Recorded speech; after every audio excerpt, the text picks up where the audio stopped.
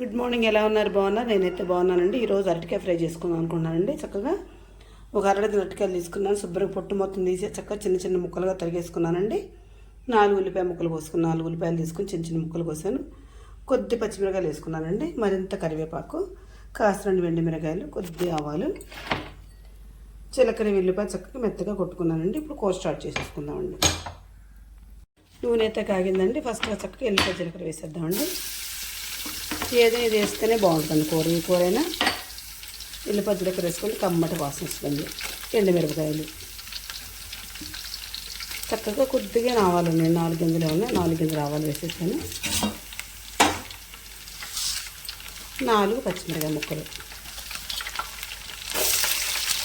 కలువ ఉల్లిపాయ ముక్కలు కూడా వేసేస్తాను. ఇప్పుడు చక్కగా చిన్న మంట మీద చేసుకున్నామండి. కొంచెం రసం పెట్టుకుంటే ఇంకా సూపర్ ఉంటుందండి అరటికాయ ఫ్రై.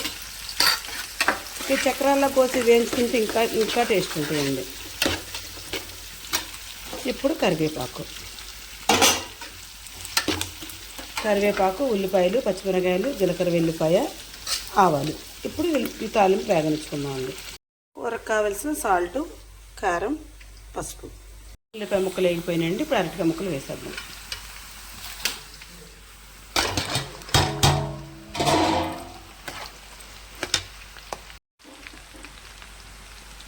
కాస్తంత పసుపు,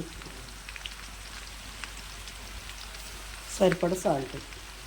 చక్కగా సన్న మంట మీద మగ్గనిద్దాం. ఇదిగోండి సాల్ట్ను పసుపు వేసి చక్కగా మగ్గుతుందండి. ఇంకో పావు గంట మగ్గిన తర్వాత కారం వేసేద్దాం. ఇదిగోండి చక్కగా కూర అయితే మగ్గిందండి. కారం కూడా వేసేస్తున్నానండి. ఇందులో నేను ఏమి ఆయిల్ కూడా కొద్దిగా చక్కగా ఫ్రైలా చేశాను. పచ్చిమిరకాయ ముక్కలు వెండి మిరగాయలు వేసానండి. కొద్దిగా వేస్తే లాస్ట్లో కొంచెం ధనియాల పొడి వేస్తానండి. నేనైతే అరటికాయ ఫ్రై ఈ విధంగా చేసుకుంటాను. నేను చేసే విధానం మీకు నాకు ఒక లైక్ అండి. Please subscribe.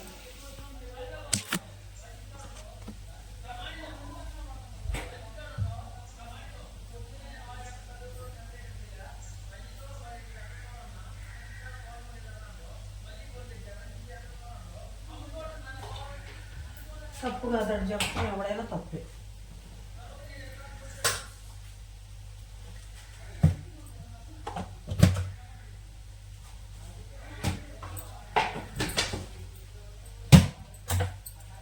ఏడన్నారమ్మా?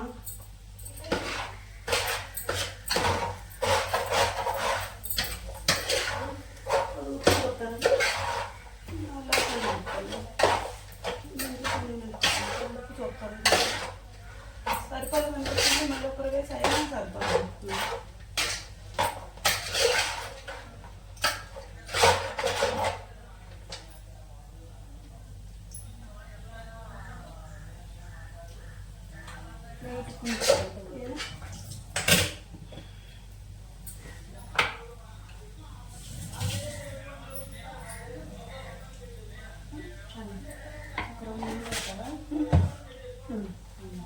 నొక్కితే వచ్చింది కలిపేసుకునేది.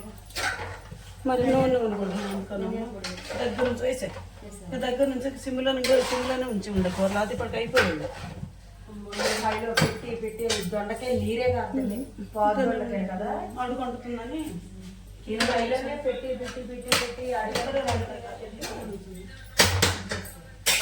కొట్టుదండకాయ అయితే ఎట్లా అనుకున్నాం. వాటర్ పోస్తుంటేనే వాటర్ అంతా వాటర్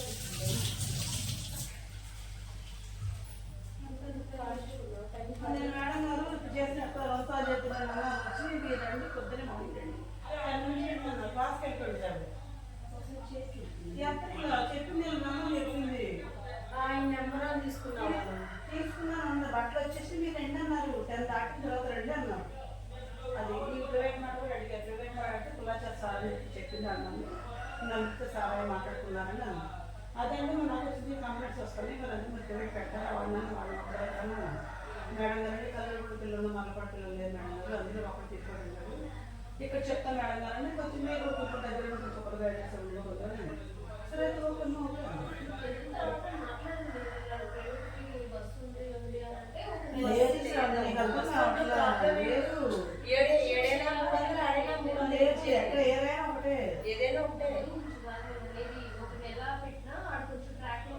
ట్రాక్ లో రావడానికి లేదు పిల్లలు.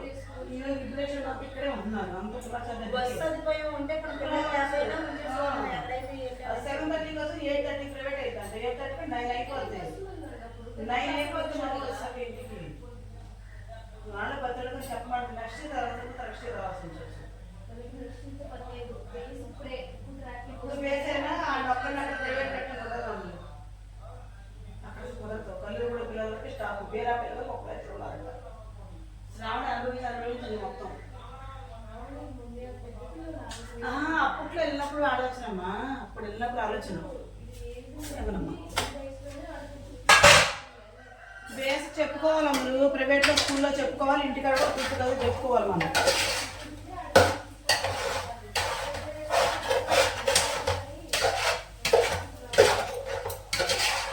అక్కడైనా ప్రైవేట్ ఇక్కడైనా ప్రైవేట్ చెప్పాలి ఇంటికి వెళ్ళని చెప్పుకోవాలి అది నిన్న మనం చెప్పట్లేదు కన్నా class teacher class teacher number తీసుకోవాలి ఇచ్చి సార్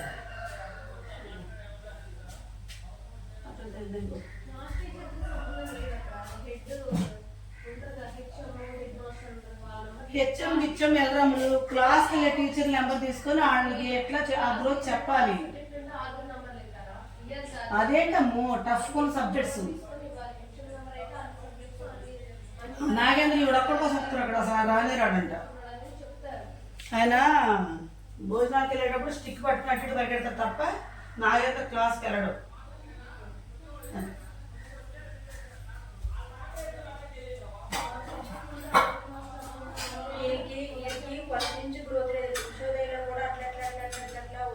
ఇప్పుడు కొంచెం డెవలప్ అవుతుంది గట్టిగా ఇది తీసుకోలేదు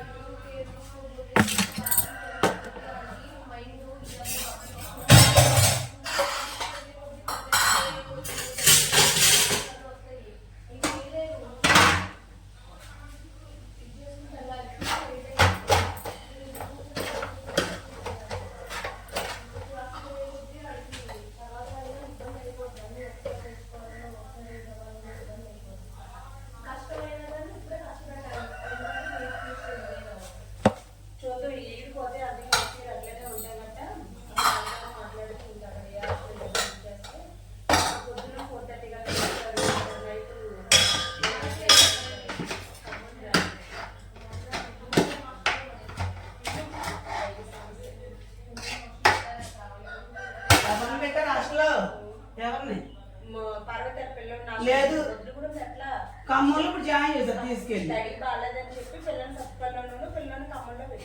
ఇప్పుడు జగన్ పిల్లలు కూడా రెగ్యులర్ సర్వీసే చేశారు మొన్న దాకా ఖమ్మం వీడియోస్ ఇక్కడే రావు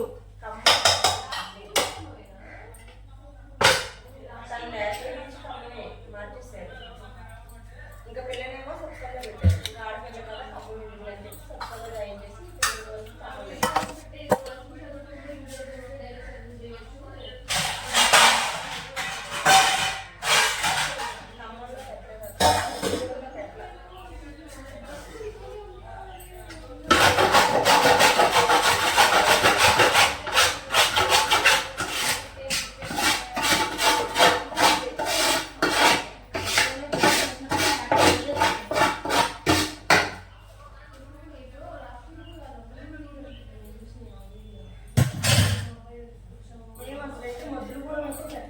అమ్మ ముద్ర కూడా జగన్ అనే పిల్లలు కూడా పెట్టలేదమ్మా అందరూ రెగ్యులర్ తిరిగారు నా పిల్లోడికి ఏంటంటే సీట్ వచ్చింది రాశాడు నవోదయ రాస్తే ఎక్కడో గిరిజన స్కూల్లో సీట్ వచ్చింది ఇంకా ముద్ర కూడా స్కూల్ ద్వారా అక్కడ పంపించేశారు వాళ్ళ టాపిక్ సార్కి కిట్టం రాయమన్నారా కాదు నాకైతే కిట్టు ఫోన్ చేద్దాం మనకు ముద్ర కూడా పెడతారు నవోదయ పెడతారని సీట్ వచ్చింది అనుకో వాళ్ళే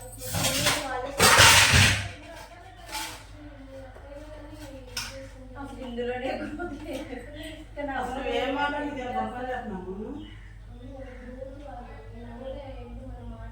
ఇప్పుడు చెప్పాలమ్మా 7th క్లాస్ నుంచి నవోదయ స్టార్ట్ చేస్తారు క్లాస్ వాళ్ళే చెప్తారు వాళ్ళే ఇది చేస్తారు ఐఐటి నవోదయ మొత్తం ఆయనే యాడ్ చేస్తాడు ఇది చేస్తారని వాళ్ళు అడుగుతారు అంటే వాళ్ళకి ఎక్స్ట్రా ఫీజులు ఉంటాయి కదా బుక్స్ అయ్యి సరే మీరు రాయించుకుంటాం ఫీజు చెప్తారు వీటికి చదవగానే ఖచ్చితంగా మనకి ఇంటిమేషన్ ఇస్తారు ఇట్లా ఇది చేస్తారు మీ బాబుకి తెలియదమ్మా మనకి అసలు ఆడితే మనం టచ్ అక్కడ ఏం ఫంక్షన్ లేదు.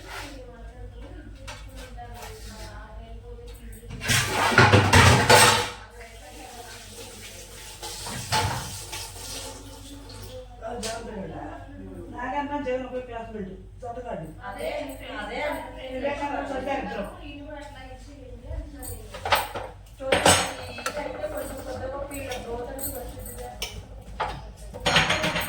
మైండ్ ఏజ్ పెరిగి కొద్ది మైండ్ కూడా కొంచెం కొద్దిగా ఒక డెవలప్మెంట్ అవుతుంది.